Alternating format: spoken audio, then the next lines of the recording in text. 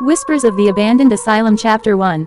The silent call in the heart of upstate New York, shrouded by dense woods, sat the crumbling remains of Briarcliff Asylum. For years, it had been abandoned, left to rot after a scandal of mistreatment and mysterious patient disappearances in the 1960s.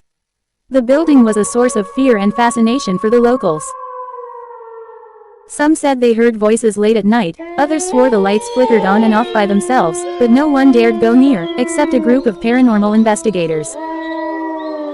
Led by Jake, a seasoned investigator who had explored some of the most haunted locations in the country, the team planned to spend a full night inside Briarcliff. They weren't the first to try, but no one before them had lasted till dawn. Jake was determined to be the first. The group consisted of 5 people. Jake, his tech-savvy friend Ben, the skeptic Emily, the sensitive psychic Claire, and a local historian named Ryan, who had a personal connection to the asylum. His great-uncle had been a patient before mysteriously vanishing. Armed with the latest ghost-hunting gear, they entered the asylum just as the sun began to set, casting long shadows through the overgrown courtyard. As the heavy iron gates creaked shut behind them, an unsettling stillness settled over the group. The asylum seemed to breathe in the cold night air, as though it had been waiting for their return. Chapter 2. Echoes of the past inside. The asylum was worse than they had imagined.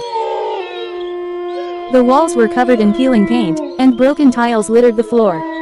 The air was thick with the smell of decay, and every sound echoed eerily down the dark, endless hallways.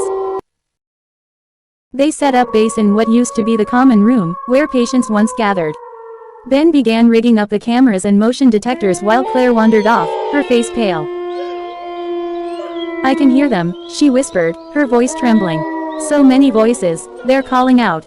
Ryan stayed close to her, holding a faded photograph of his great-uncle, hoping to make some kind of connection. Jake and Emily set off to explore the upper floors, where the most disturbing activity was rumored to have taken place. As they climbed the creaking staircase, they noticed odd scratches on the walls, as if something had tried to claw its way out. A sudden, cold breeze swept past them, and Jake's flashlight flickered. "It's just the wind," Emily muttered, but Jake wasn't so sure. When they reached the 3rd floor, a distant scream echoed through the building. It wasn't one of theirs. Chapter 3. The Lost Souls. Back in the common room, Ben had picked up strange readings on his equipment. The temperature dropped rapidly, and the motion sensors started going off, even though no one was nearby. Claire's eyes were wide with fear as she stared at the shadows in the corner. "They're not just echoes," she said in a whisper. "They're here, the patients. They're trapped, and they're angry." Suddenly, a loud bang resonated through the room, and the lights cut out. Ryan fumbled with his flashlight, but it flickered and died.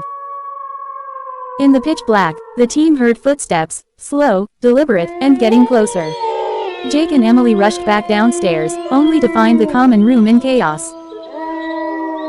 Furniture had been overturned, and Ryan was nowhere to be found.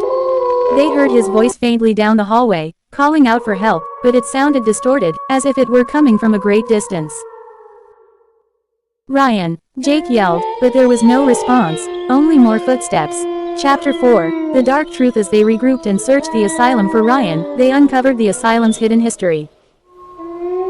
Deep in the basement, in a forgotten file room, Jake and Emily found records of secret experiments conducted on the patients, experiments that had gone horribly wrong.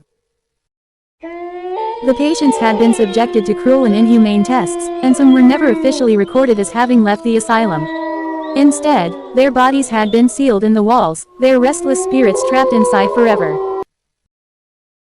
The asylum wasn't just haunted, it was a prison for the souls of those tortured and lost within its walls. As the night dragged on, the team was slowly picked off, one, by unseen forces. Claire fell silent, her mind overwhelmed by the voices of the dead. Ben's cameras captured fleeting images of figures standing just out of sight, their faces twisted in agony. And Jake, he realized too late that the asylum had never intended to let them leave. Epilogue. The final transmission. The last footage recovered from the team's cameras shows Jake running through the asylum's decaying halls, desperately searching for a way out. His breathing is ragged, and the camera shakes as he glances over his shoulder. The last image captured is of a shadowy figure standing at the end of the hallway, its eyes glowing faintly in the darkness. The footage ends abruptly. Authorities never found the bodies of the team. Briarcliff Asylum remains sealed to this day, a monument to the horrors within. But late at night, if you stand close enough to the gates, you can still hear the whispers of the lost souls calling out for release. The end.